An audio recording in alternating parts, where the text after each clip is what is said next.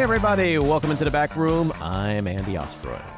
I see an America where we hold fast to the fearless belief that built our nation.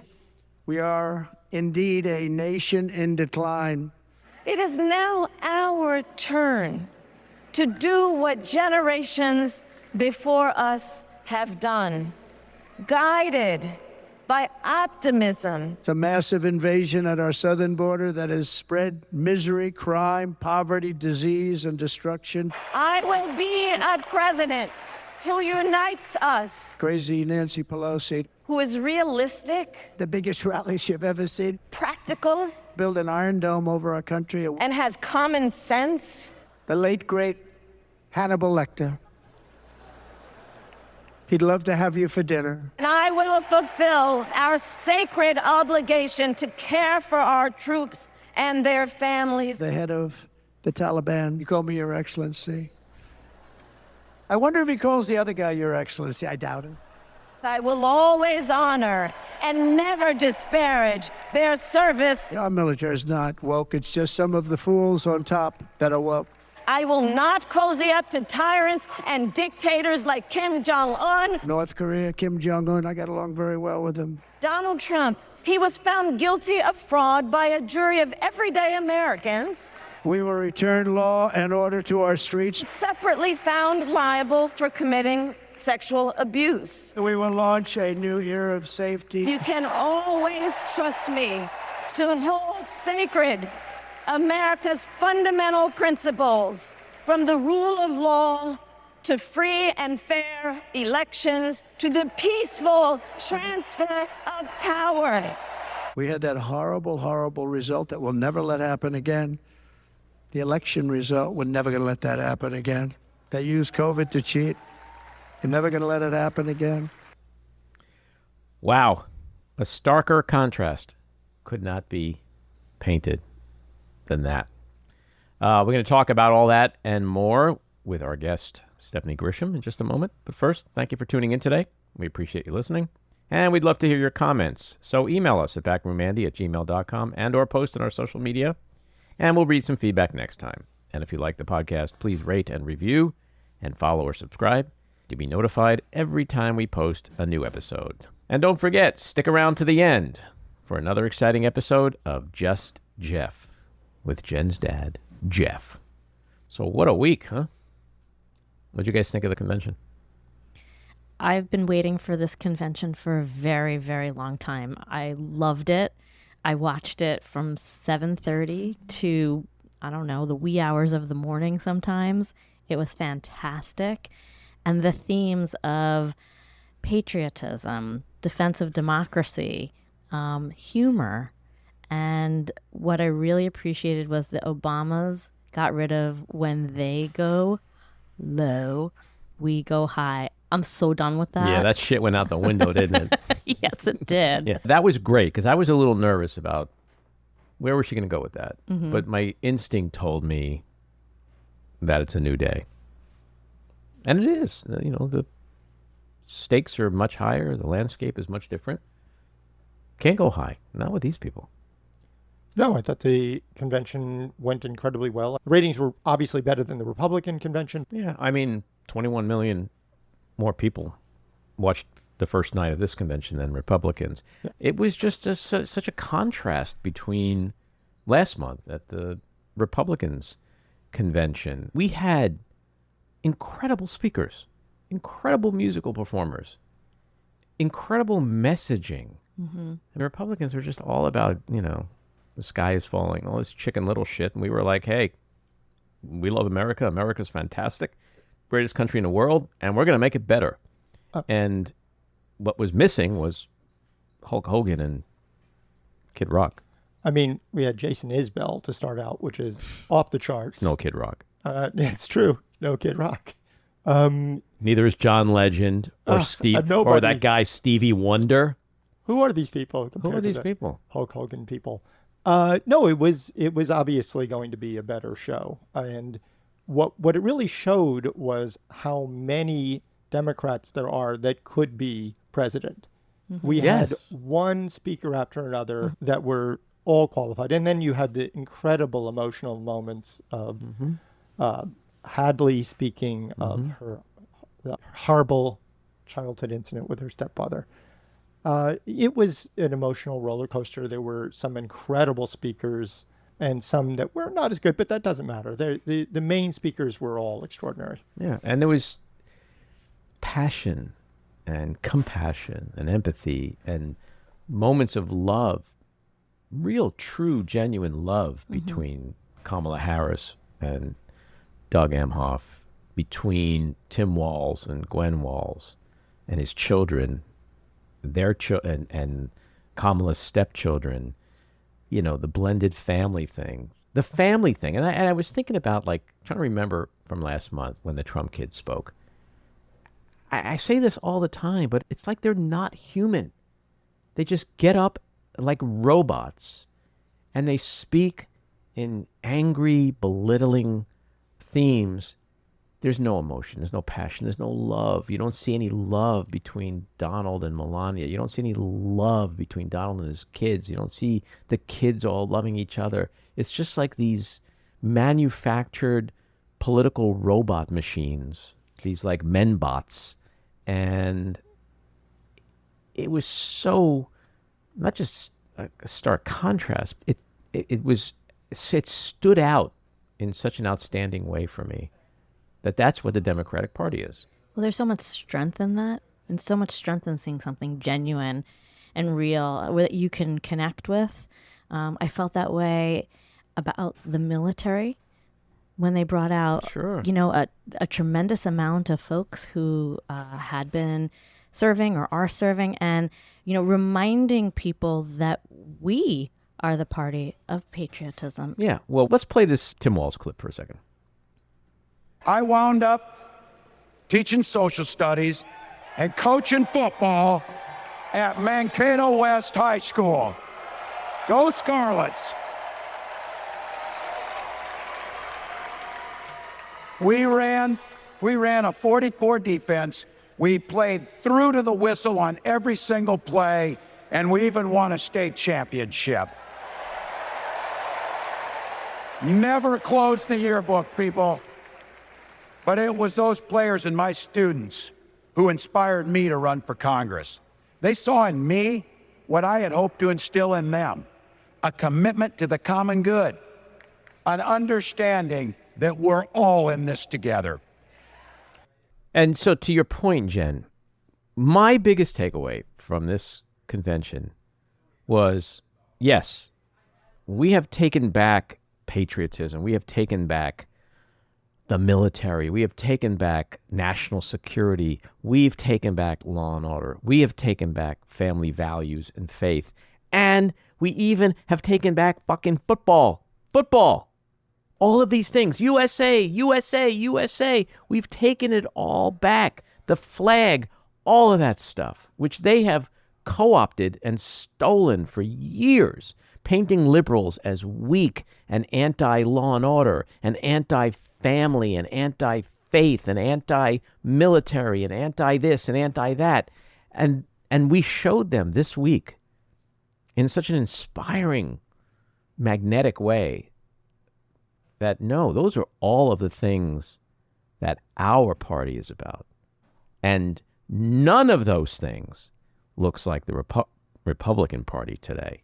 Agree. And don't you want to be part of something that's full of joy and optimism? Sure. How could you not, as an independent, say, all right, I could be part of this doom and gloom and, you know, party of grievances, or I want to jump on the bandwagon of something that feels electric. Well, how do you watch this week and find anything to disagree with? Well, if you turned on Fox News, which I did on a few occasions, you found out that it was like a funeral there. It wasn't really fun. But this is a quote. It was like a funeral. No one really liked each other. It was a different world when you watched Fox News. Yeah, but those people who watch that and believe that, we don't need them. We don't want them. Sure. It's the people who are in those 6, 7, 8 states who, to Jen's point, are going, I can go for this, or I can go for that. I can go for that, or I can go for this. And in her speech, she began what I think is going to be a very successful journey in addressing immigration, Gaza, and the economy. You know, she's a prosecutor. She's going to prosecute this case like she was in a courtroom.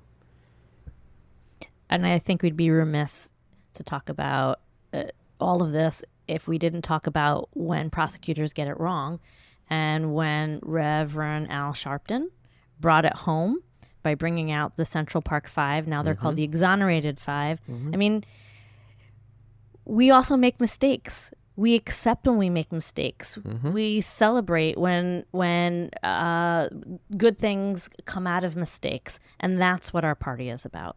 Yeah. Yusuf Salam said it. He goes, DNA and a confession from the real killer got us out of prison, but Donald Trump still believes the original verdict. He refuses to accept that he was wrong.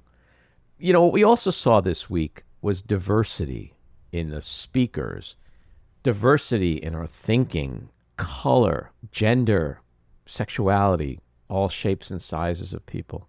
It is a big tent. And I think the party, the speakers, but in particular, Kamala Harris, is speaking in that big tent to the various parts of our coalition. And it was infectious. I mean, it's hard to look at this week and find anything other than James Taylor getting bumped that was wrong, that I would change. Now, scheduling, yeah, stuff was late. I mean, it was one night, I think it was the Bill Clinton night, where I kind of nodded off in and out of every speaker because I was just exhausted. Bill Clinton made me tired too.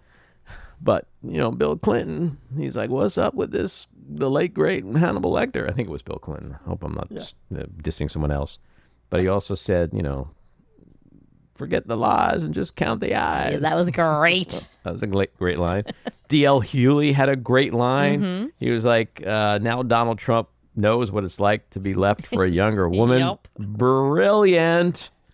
We had Republicans for Kamala, Jeff Duncan, Stephanie Grisham, Olivia Troy, that Mesa, Arizona mayor, I forget his name. We cannot discount the power of that, of those moments of prominent Republicans. Of course, the Obamas were incredible. Let's play Michelle. Something wonderfully magical is in the air, isn't it? Yeah. You know, we're feeling it here in this arena, but it's spreading all across this country we love. A familiar feeling that's been buried too deep for far too long. You know what I'm talking about. It's the contagious power of hope. The anticipation, the energy, the exhilaration of once again being on the cusp of a brighter day.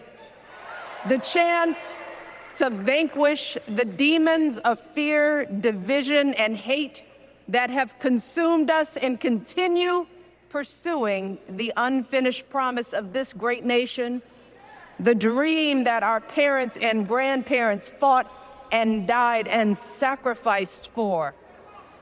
America, hope is making a comeback. What we also saw from Michelle last night, I think you made the point earlier, Jen, was just the old Michelle adage of when they go low became, we're going to kick some ass. We are going to kick some ass. She was fired up. She was hot, but she was delivering perhaps one of the best convention speeches I've ever seen. And then she was followed by this guy. Chicago! It's good to be home. It is good to be home, and I don't know about you, but I'm feeling fired up.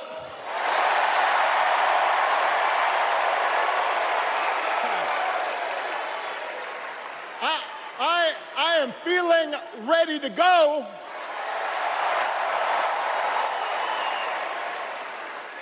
Even if I am the only person stupid enough to speak after Michelle Obama.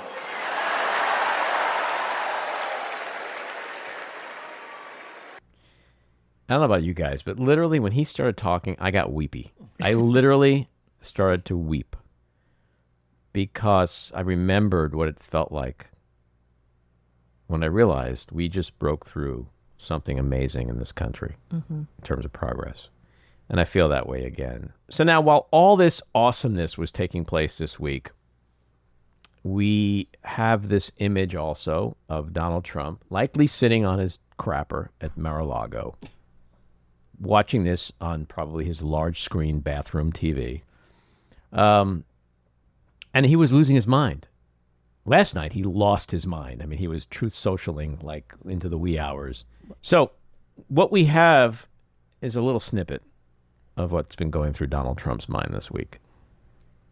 Just about every law enforcement group in the country has endorsed us, as you probably have heard. And there's a reason for that, because I believe in law enforcement. The other group doesn't. But you can't walk across the street to get a loaf of bread. You get shot, you get mugged, you get raped. We will stop the plunder, rape, slaughter, and destruction of our American suburbs. I keep the suburbs safe. I stopped low-income towers from rising right alongside of their house. And I'm keeping the illegal aliens away from the suburb. In 2019, they had 0. Now you have thousands of terrorists coming into our country. Thousands of terrorists. These are the people that blew up the World Trade Center. Bad things will happen. They don't arrest people anymore. And they shouldn't arrest people for saying the election was rigged, but they like that. They go after guys like me, but they don't go after people that kill people. So the other night I got hungry. I went across the street to get a little piece of challah bread, and I got plunder raped. What the fuck is he talking about? Like, you can't go to the deli without getting raped? Like, where is this epidemic that's occurring somewhere in this world that Donald Trump sees and no one else sees? Well, I think I mentioned this a few weeks ago, that his brain is always in like 1970s, early 1980s New York City sort of dystopian movies. It's like Soylent Green. He lives in a world of like... I was thinking Fort Apache. That's much better. Thank you. But to sort of put a pin in all this, the thing that I hope people take away the most is that one of the moments that we were talking about before, like the poignant moments, was when Tim Walz accepted, and he talked about his kids, and his son Gus, who suffers from learning disabilities,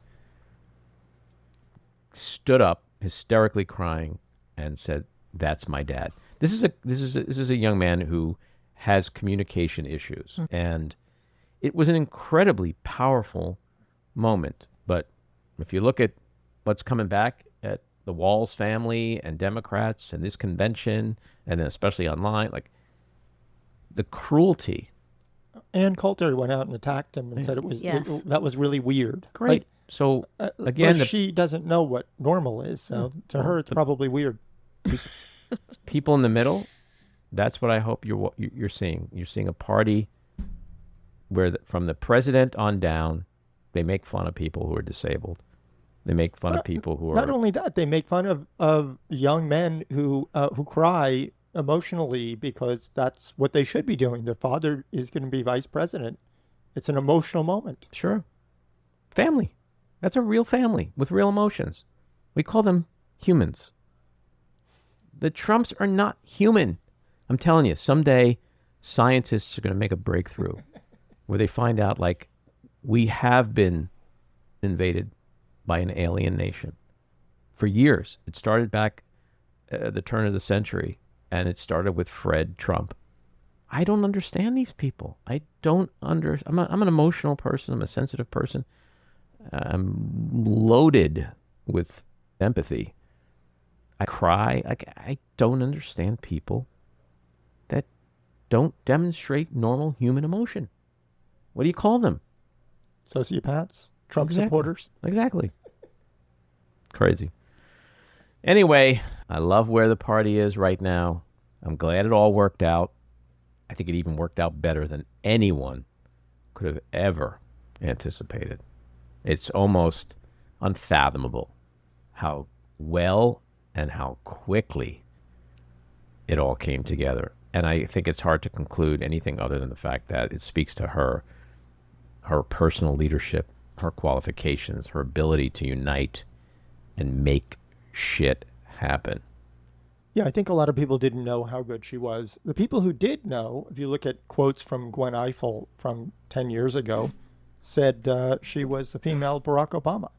And so there were people that knew her and knew that this was what she was capable of. All right, let's get to our winners and who. Sorry. This week, there are no losers. There are only winners. And I give the coordinators of the DNC 1,000%. Well done. Well done to the speakers. Well done to us, Americans, for feeling optimistic. And let's go get them. Go us. Yes. I'm going to have a loser this week. No. Sorry. No losers. I'm going to guarantee you'll agree You're with such a this one. potty pooper. Sorry.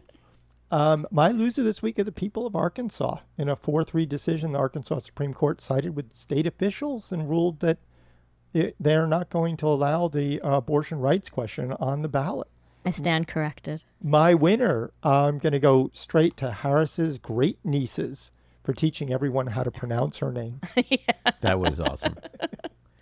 My winner, Kamala Harris, Tim Walz, and the Democratic Party, which is riding an intoxicating blue wave of energy, excitement, enthusiasm, sheer joy, and momentum.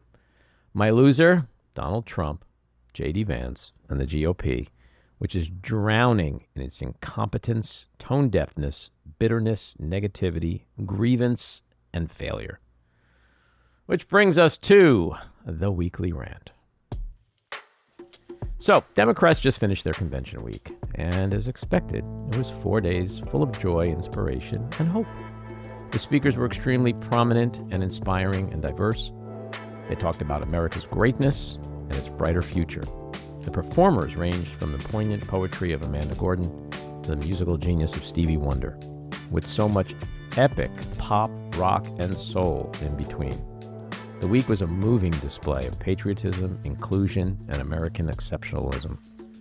The central theme was passion, compassion, empathy, and love, accented by some truly heartwarming, emotional family moments with the future first couple, the second couple, Gwen and Tim Walz, and others.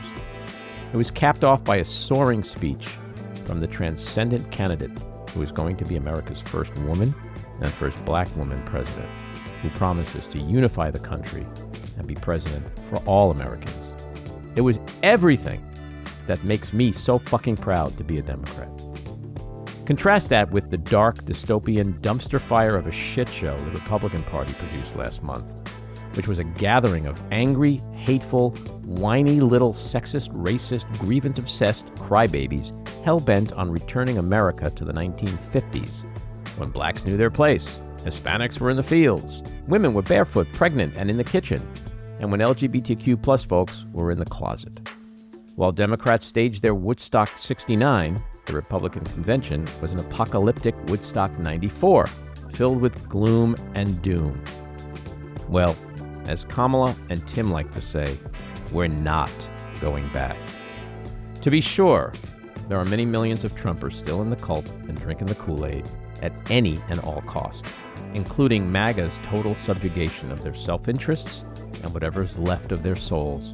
But as for the rest of America, after these two political presentations, the contrasts of which couldn't be starker, it's hard to fathom anyone with even an ounce of objectivity and a real desire for a better tomorrow will find themselves voting for these small, petty, cruel, bigoted, divisive democracy haters.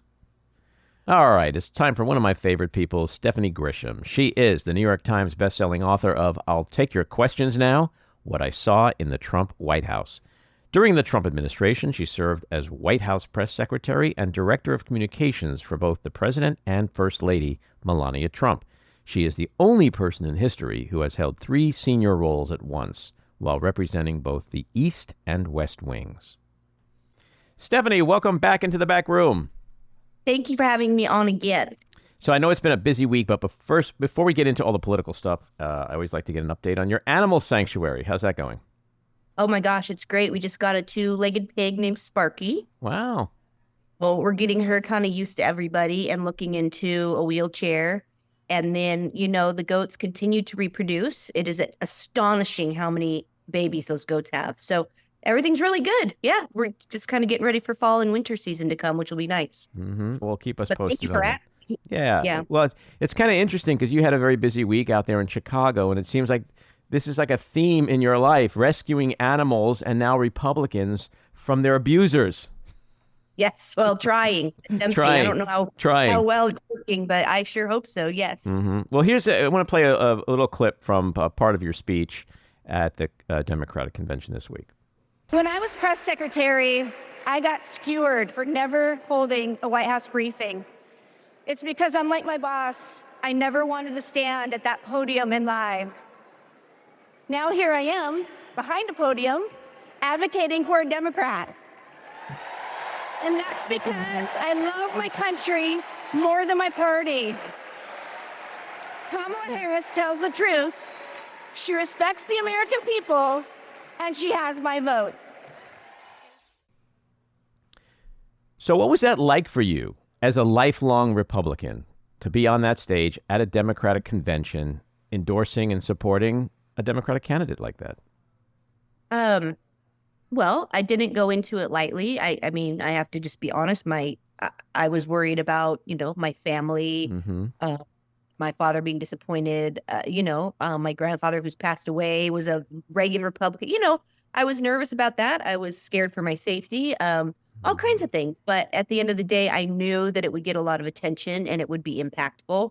And, we have such a short window until the election that I thought if I could make any impact at all, this would be quite the way to do it. Mm-hmm. And when you were standing on that stage off to the side, waiting for that introduction, what was that moment like for you? That moment was eerily calm for me because I hate public speaking. I absolutely hate it. I get nervous. My voice always shakes for the first 30 seconds.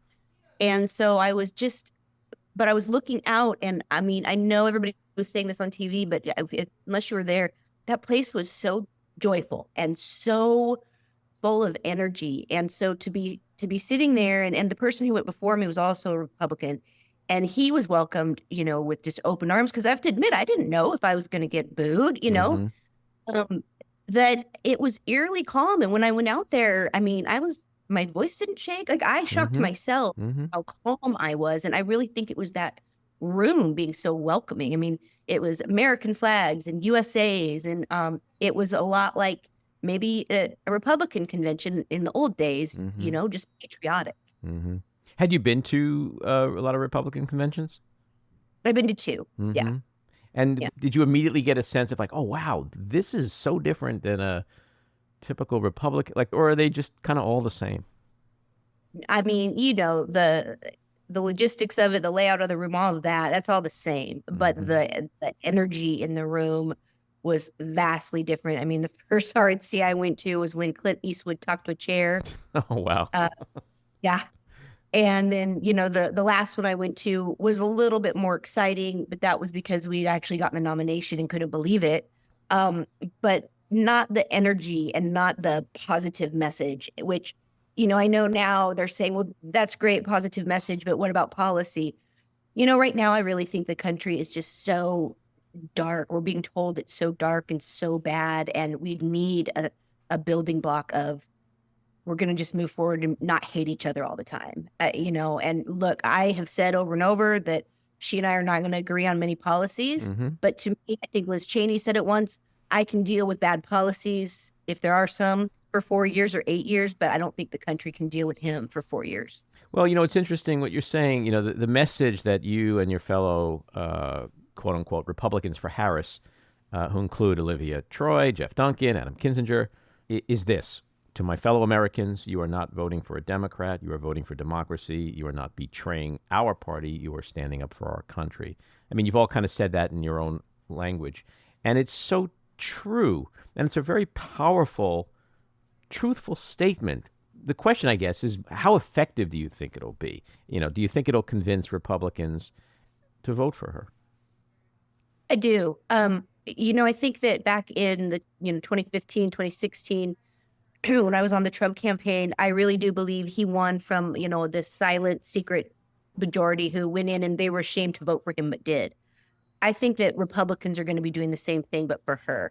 I think it's too scary to say you're going to vote for anybody but Trump if you're Republican. And I really believe in my heart there will be Republican women who will go in there and maybe do what they're, the opposite of what their husband is doing or telling them to do. And I think men too, don't get me wrong. I think there's even probably politicians on the Hill that will secretly vote. So I do think it will be impactful. It just, sadly, it won't be. I don't think it's going to get people to suddenly start coming out of the woodwork now, Republicans. But I do think it's been giving like a permission structure. I do, that it's okay, to come out here and do this. That's also really interesting. And I haven't thought about that too much, about the silent votes going the way you just said it. Do you think that certain people have learned their lesson, in a sense, that like this is actually now the time they can get rid of Trump? They had plenty of chances before, and for whatever reason, they just kept rolling the dice with him. But it's interesting to think of, like, is there a Mitch McConnell out there who's secretly on November 5th is going to be like, no, this time I'm doing the right thing. I'm not going to tell anybody about it, but I'm doing it. And so I think you're right.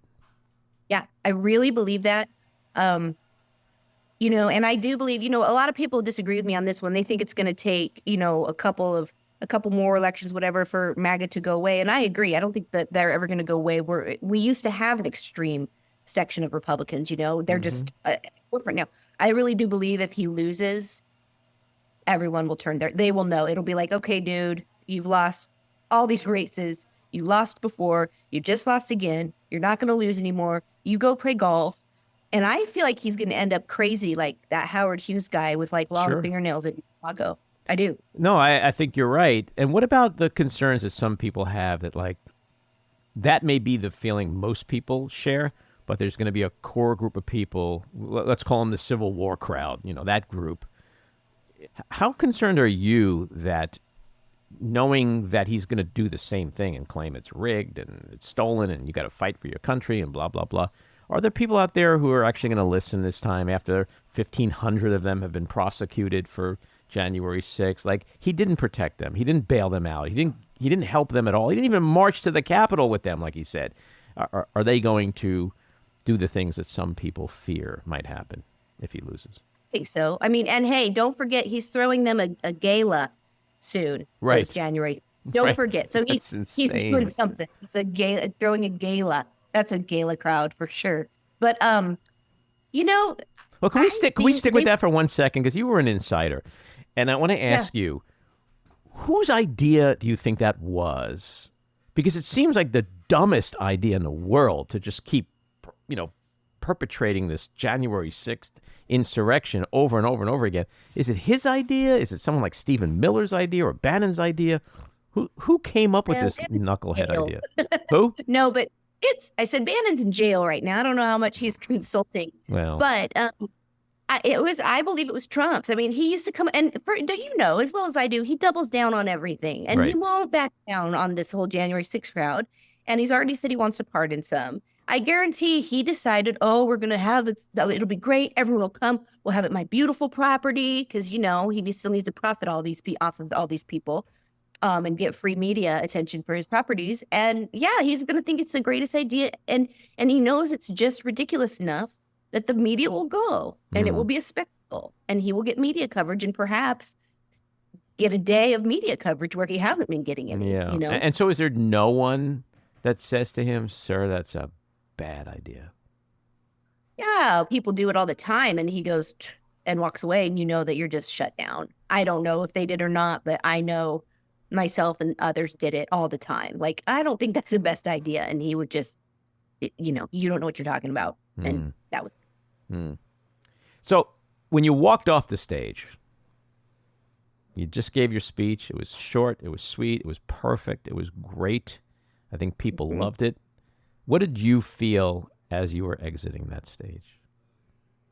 I mean, I just felt relief it was over and I hadn't fallen. You know, all the normal things you're afraid of when you're speaking in front of a huge crowd of people. Is I was glad I wasn't booed, like all the normal stuff.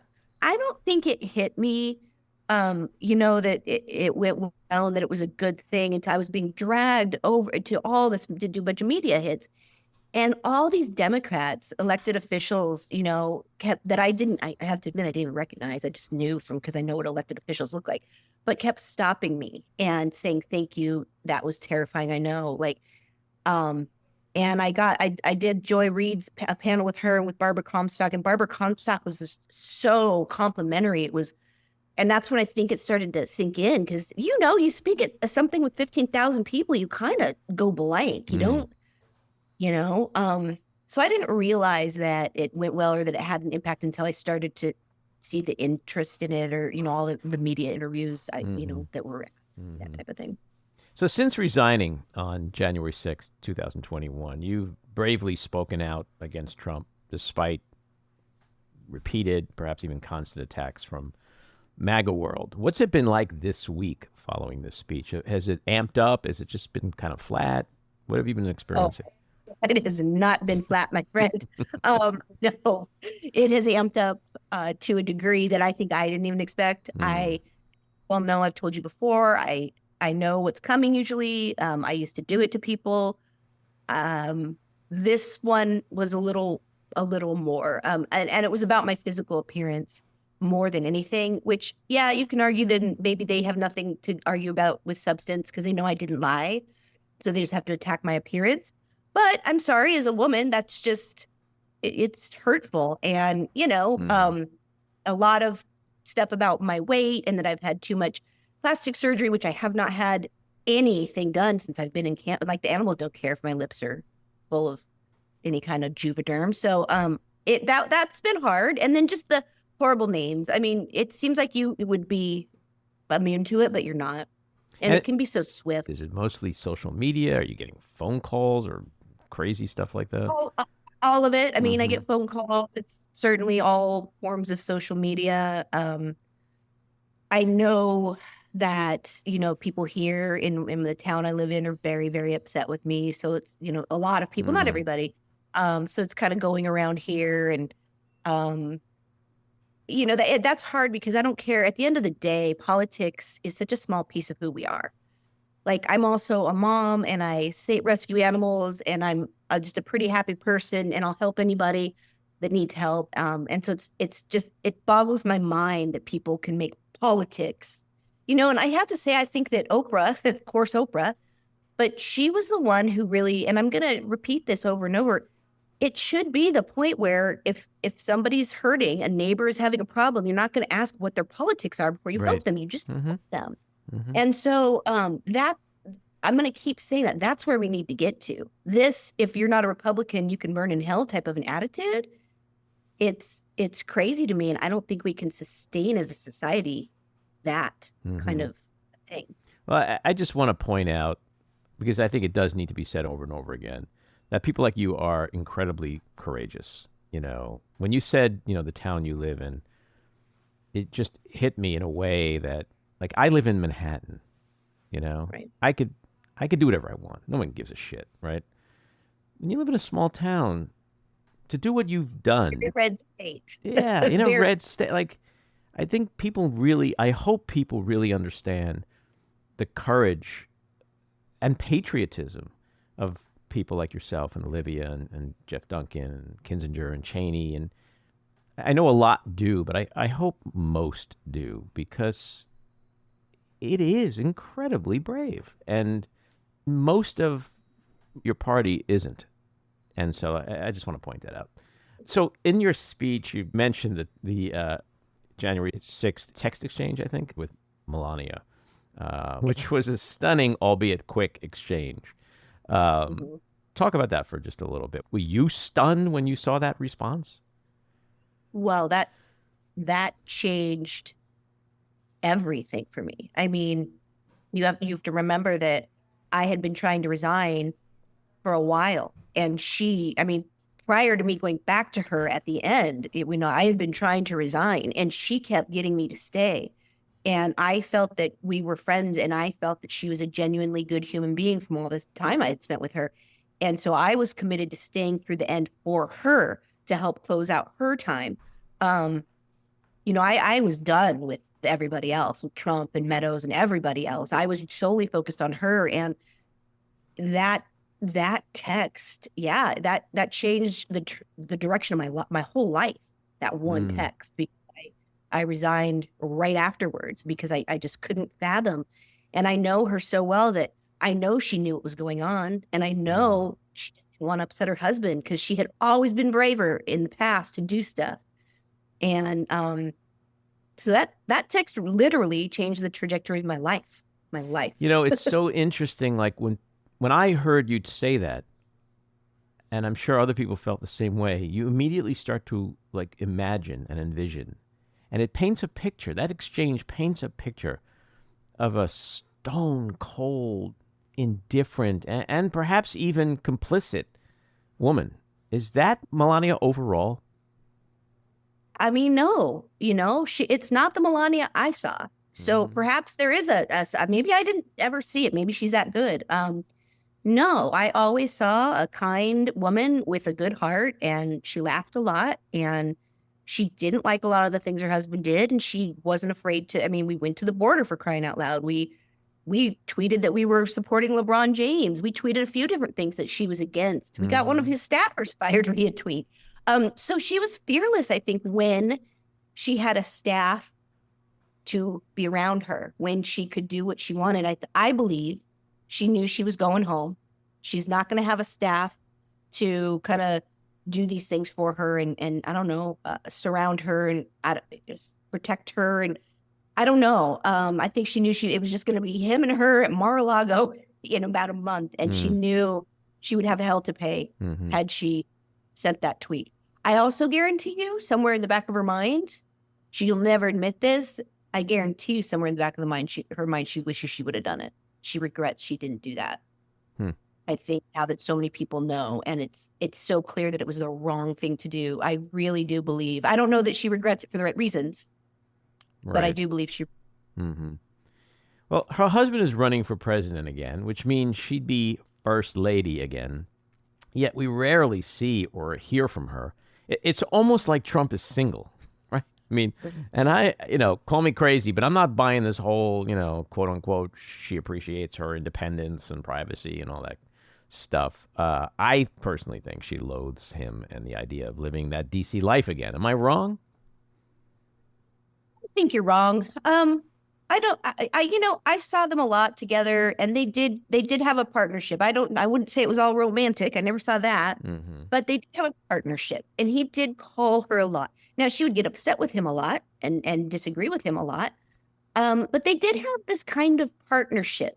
I do think and know from knowing her, she does like her privacy, and she too hates the scrutiny and the hatefulness of social media, especially, which is ironic from her husband. I know. But so I do think she's kind of enjoying like being away from him and his team of people who I'm sure when she saw Corey come back, she was like, great. I think she does like to be away from all of that chaos. I believe that if he were to win, I'm not sure she would live there full time. I think she'd be there for all the big events, but I have a feeling she would maybe be in New York and use Barron as a reason to be in New York, even though the boy's in college now. You can only use that for so long, What do you think about Lewandowski coming back, and also Kellyanne? She's actually back too, or? I don't think she's back. I think she just posted that thing that there's so much. I mean, this would be a whole nother episode, but there's just so much communication between Corey and Kellyanne and bitterness and the kids and Kellyanne. And I think Kellyanne likes to post pictures like that to just kind of needle at them. I called it to a reporter actually about a week before Corey came back. I knew that was going to happen. He's very superstitious, Trump, and things were going poorly. And I could see Corey calling him and saying, I could get this done for you, sir. And what's going to really happen is Corey is just going to create a whole nother level of chaos and probably infighting, because that's just who he is. And one thing I do want to say, if Melania ever perhaps listens to this podcast, she should really put something out about Gus Waltz and that people shouldn't bully children. That would be a brilliant move. Sure Melania, if you're listening, yeah, which maybe you are. I know you read my tweets once, but if you're listening, take Stephanie's advice. Trump and his weaknesses better than most people. What is he thinking right now as he sees all this excitement and enthusiasm around Kamala Harris and Democrats and sees her climbing in the polls and grabbing all the media attention? I can tell you without a doubt, he's thinking his team sucks. No one's on TV to defend him. If people were out there defending him and on TV, it wouldn't be a problem. And they're all liars. And if they would just talk about the Rasmussen poll, he's still winning. That's what he thinks. Mm-hmm. It's simple as that. He thinks it's nothing to do with him. His team sucks. The rallies aren't big enough. The media is lying about the crowd size. I mean, some of these are such old, tired arguments, but that's what he's thinking. It's not his fault. Everybody around him, hence Corey coming in. I could see some kind of a weird shakeup happening on his team. The only reason I think he wouldn't is because he would be afraid that if he booted someone out, they would then come out and start talking about him negatively, and tell secrets. But does he really care about that? I mean, I always think Trump just cares about the next 5 seconds in front of him. Like he doesn't think he does. No, you're right. But in this instance, I believe with just 70 days to go, I think he probably at least would be like, oh, I better not piss anyone off, and they can talk about insider secrets, Mm-hmm. So to sort of riff on what you just said, I've been saying for weeks now that he's going to fire JD Vance. And now I'm predicting that he's going to replace him with Bobby Kennedy Jr. Am I crazy there? Yeah. You want to know why? Trump wouldn't be able to handle his voice. I'm not kidding. That's never something that will be admitted. He wouldn't be able to handle his voice. He wouldn't like that. He probably thinks it's not elegant. In his mind, JD is a good-looking young man who, will kiss his feet. And Bobby Kennedy probably wouldn't kiss his feet. And Trump knows deep down he's got some real weird stuff going on with the bear and the worm in his brain, whatnot. And he wouldn't be able to stand his voice. But doesn't it get him a lot of media attention? Doesn't it shift it all back to him? Even if it's bad, negative attention. Right? Yeah, but that would shake things up, wouldn't it? It would. I think if he replaced JD with anyone, it would. Right. But I think Trump would hate having to deal with his voice more than the media attention. He doesn't like unattractive people. Yeah, no, I get it.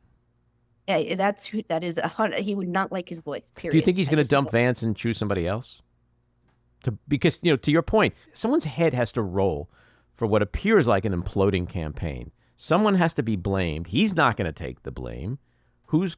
And how do you blame someone, shake things up, and get the media attention back at this point in the campaign, unless you do something like he's made a fortune doing and become famous for? You're fired. Right. Yeah. I wouldn't be surprised at all if he replaced him. Mm-hmm. Not at all. Mm-hmm. If I were to bet on it, I would say he wouldn't, just because, again, this is one of those where he'll have to double down and be like, I chose him. He's the best. The media's just, being mean to him. We're not weird.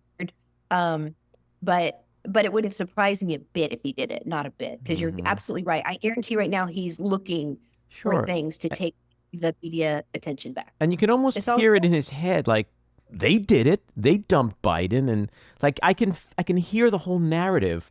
Like, after a while you start to there's a part of you that you can start thinking like Trump. Because the tendency is to think like yourself, which is logical, rational, right? Strategic. But if you think like Trump, it's like the spin will be, they did it and I'm doing it. Yep. Yeah, absolutely. And there you go. You're not wrong. Yeah. You're not wrong.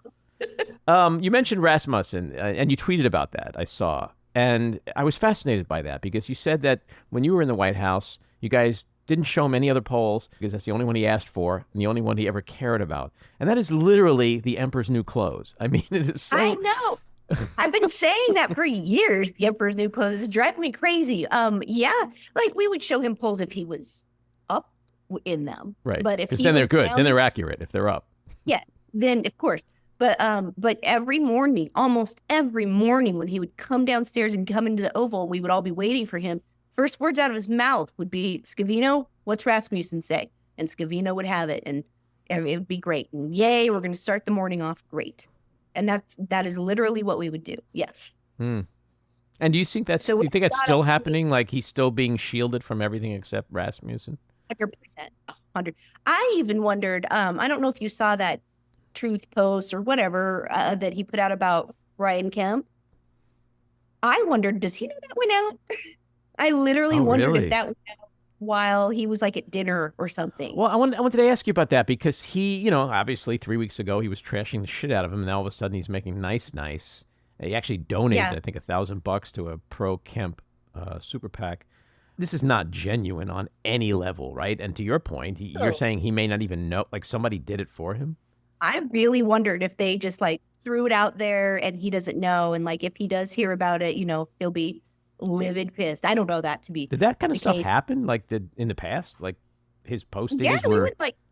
We would do stuff all the time that either he would tell us to do something and we'd be like, okay. And he would forget and we just wouldn't do it. Or we would go around, he'd give an order and then like, let's say, Mattis or they'd go back and be like, no, don't do that. And usually he didn't have the attention span to remember. And so it was very rarely that he'd go back to people and be like, did this get done? Posts would be made without him knowing it on his Twitter back then?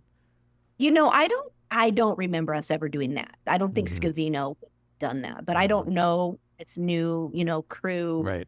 I don't know how it's being done, but that tweet really surprised me. And that wouldn't have gone over well with his base, his supporters. They would think that's weak. So that one really surprised me. Yeah, it was out of character and just odd. Like after what he did and said, and will probably say again, because, he probably had a moment where he was like, hey, I need to do this and I'll get 5 seconds of whatever. And tomorrow he'll go back again, because to me, he's a sociopath. So he doesn't think like a normal person does. And so if he says something nice once about somebody, it's not like it's going to stick and there's going to be a pivot to nice all the time. Like you keep hearing people on TV talk about this stuff. It's like, guys, after 10 years, are you still waiting for the Trump pivot? Well, remember after the assassination attempt, that suddenly it was going to be this new, I'm like, whoa. Okay, guys, and that lasted all of a day, half a day. 5 minutes, I think, into his speech. Yeah. Oh, my God. So September 10th, he's got a debate coming up with Kamala Harris. Do you think he's going to actually do it, knowing him the way you do? Will he show up? I think he'll show up, yeah. Uh-huh. And if he shows up, what are his biggest vulnerabilities? Like if you were coaching Harris on this debate, what should she do to get under his skin and throw him off whatever game he's planning? Well, a couple things. I would say I would advise her to get in the mud a little bit and poke at him a little bit. Where's your wife? Little tiny things like that. Not a ton. I don't think she should turn into him at all. I think, but to get him off kilter. Because if she can be nasty to him, he's going to get pissed and be 30 times nastier. Right.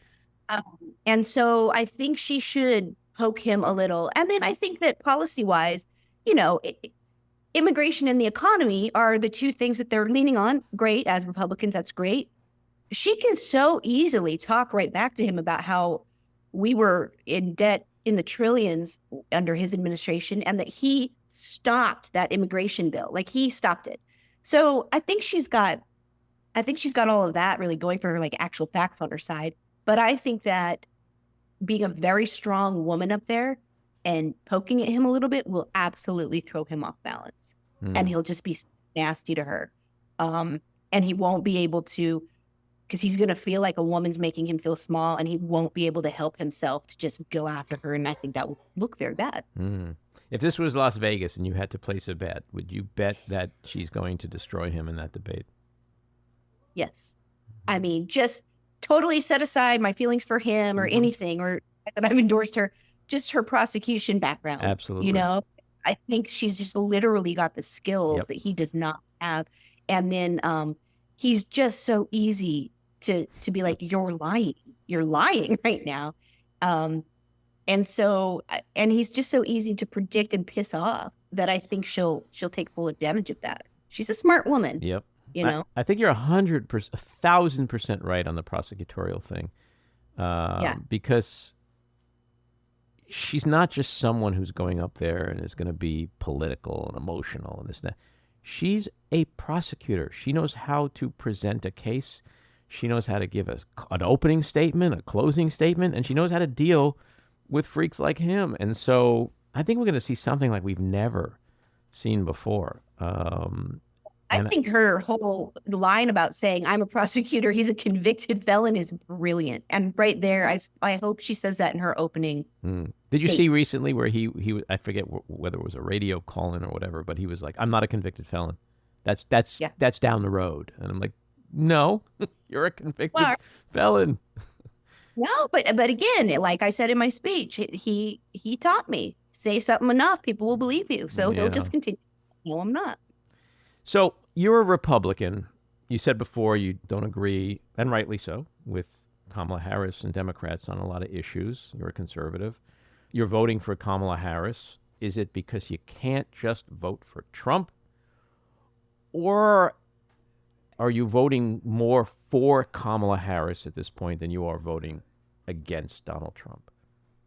I've been asked that a lot. And, on my flight home, I actually was really thinking about it. And this is kind of a cop-out, but I just think the two things can both be true. I mean, I have such a unique knowledge of him, and I really believe that he will try to never have an election again once he's in there. I really do. I really believe he's going to try to become some authoritarian, Putin, whatever. But I do feel passionate about a woman's right to choose. I do feel passionate about, a lot of the freedoms he's trying to take away. And, the Project 2025 thing that he says he's not a part of, that's absolute crap. It is. No, the way I do.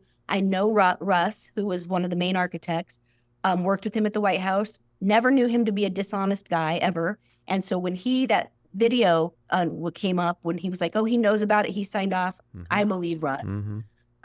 They're just going to slap a new name on it. And he'll be like, see, it's not Project 2025. It's, Trump Tales Part 1. Right. And I believe passionately against all of that. And I do believe she will try to unify. Like I was really, and I know they're just words, but the fact that Kamala had the bravery to say, I will be a president to all Americans, regardless of party. You'd never hear that come out of his mouth. And so for that reason, absolutely, I want to vote for her and not against Trump. So, both things are true, but it's not fully just that I can't stand him. I do think that she will be a really consequential president, and not just because she's a woman or a woman of color. In fact, I thought that was amazing. She didn't really talk about that in her speech. No classy things. And, I think that we've just got to get back to a place in America where our leaders have families that they love and are kind of more normal people and are just really trying to work for the country, and they're not worried about camera shots and lining, pockets. Well, you are one of the people that's helping us get back there. And again, and I can't say this enough on behalf of a lot of people, you are very appreciated, and I thank you for what you continue to do to put country over party. So thank you for that. And thank you for coming back on, and let's chat again soon. Always. Yeah. All righty. Take care. Yeah. Take care. Bye. All right. It is time for another episode of Just Jeff. Jeff, welcome back. Thank you. What's on your mind? I have a feeling you may want me to talk about my reaction to the Democratic National Convention. And even though you didn't ask me, that's what I want to talk. That's what Just Jeff wants to talk about. Jeff won't talk about anything, but Just Jeff. The only thing that wants to talk matters is about what something. Jeff wants. Well, I have three very quick things. One deals with the second gentleman's speech. There was after he gave it the next day in the Times, there was a section about the best moments of the previous night. And there was a person named Matt Labash. I thought what he said was brilliant. He said, Emhoff was a genuine surprise, warm, funny, natural, clearly smitten with his spouse, just like Melania. Anyway, I don't like the term second gentleman, hopefully first gentleman. He used the word spouse. I think the term from this point forward should be first spouse, okay? And gender neutral. You know what? I think he should be called first Jew. First Jewish spouse. I say that as a Jew, so don't send me any email. I say, I think this podcast, that's fine, but I was thinking of a more generic audience. In any case, let me tell you, the other two things that Jeff wants to talk about are two Jeffs. One is Jeff Duncan, if you don't know, is the former lieutenant governor, Republican. Spelled differently. Lieutenant governor of Georgia, who was on. And he, at the end of his thing, he was trying to appeal to fellow Republicans. And he said, a vote for Harris does not make you a Democrat. It makes you a patriot. It was a brilliant line. I think that was it. And then the final one, I have this very his name is, hopefully the next Speaker of the House, Hakeem Jeffries. He's the Democratic leader right now. I have a very special fondness for him because I worked with his father, Marlon, for many years. We worked for the same state agency. But I always saw Hakeem as very laid back, and I just couldn't believe his speech, which was like a little bit of hip hop, maybe a lot of hip hop. I was so impressed with it. And if you remember, he was comparing Donald Trump to an old boyfriend who you break up with, but he doesn't. He wants to come back. He wants to get back together with the American people. And so he says, bro, we broke up with you for a reason, okay? No reason for us to ever get back together again. Been there, done that. We're not going back. So you are hopeful. You're inspired. Yes, excited. I might even say I'm joyful. Joyful. There you go. We'll end on that note, and hopefully that joy is going to turn into victory in November. Okay. Thanks, Jeff. See you next time. Take care. Bye-bye. This episode of The Back Room was edited and produced by me, Andy Ostroy. It was co-edited and co-produced by Maddie Rosenberg, and co-produced by Jen Hammoud. Our theme song was composed by Andrew Hollander, and our logo was designed by Cricket Langell. And special thanks to Patricia Wind. Please take a moment to rate and review the podcast, and also follow or subscribe. Until next time, keep your eyes on Washington, Hollywood, and your own backyards, and have a great week.